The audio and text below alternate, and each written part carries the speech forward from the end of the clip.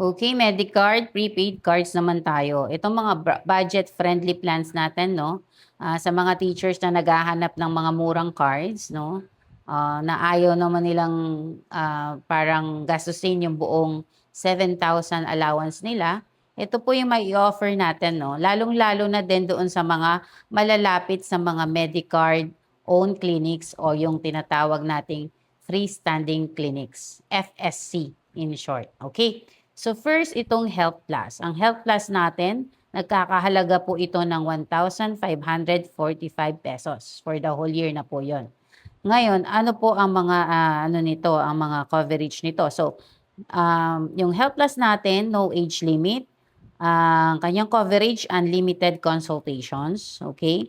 Para sa mga general practitioners, family medicine physicians, internal medicine physicians, pedia kasama, gynecologist except for maternity related.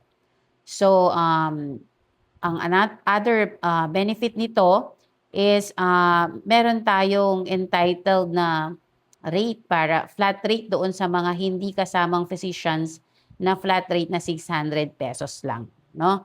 And then meron din tayong annual physical exam kasama yung basic 5. And next nito, meron tayong 20% na discount para sa mga laboratories, para sa mga diagnostics procedures po. And then another one is meron tayong one-time oral prophylaxis. So sa dental care naman ito.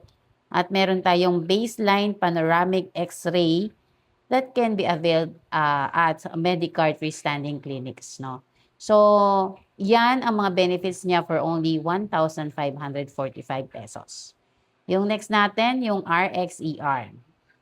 RxER, mas mahal siya ng konti, 2,378 pesos per year.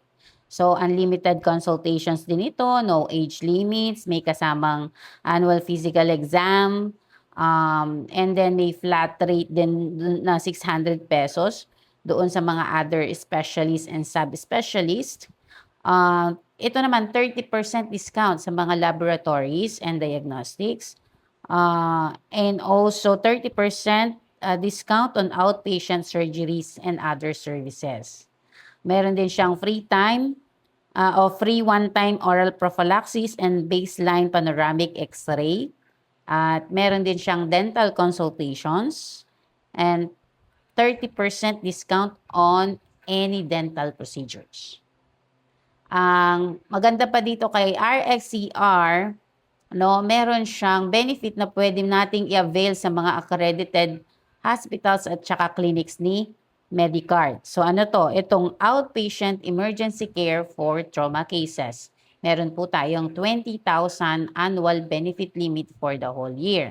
Ano ba yung mga trauma cases? Ang mga trauma cases po natin, vehicular accidents and other forms of accidents not brought about by the members'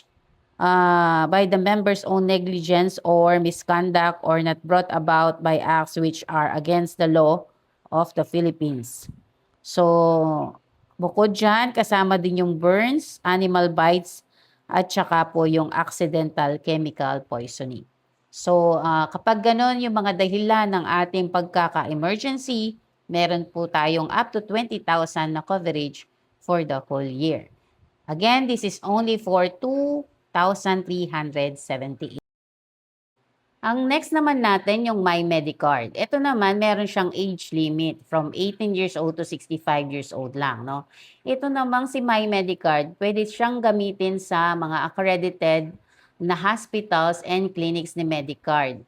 Unlimited consultations with the following specialists: family medicine, internal medicine, cardiologists, endocrinologists, pulmonologists, gastroenterologists, at saka dentist. Meron din siyang oral prophylaxis na one time. So, ang maganda dito, kahit 3,600 siya, pesos, hindi mo na kailangan na maghanap ng Medicard freestanding clinics kasi pwede siyang gamitin kahit dun sa mga malalaking hospitals. So yan, kung interested kayo mag-avail nito, message nyo lang ako. Pwede nyong kunin tatlong yan sabay-sabay or dalawa or isa lang, pwede naman. Message lang kayo, turo namin sa inyo paano.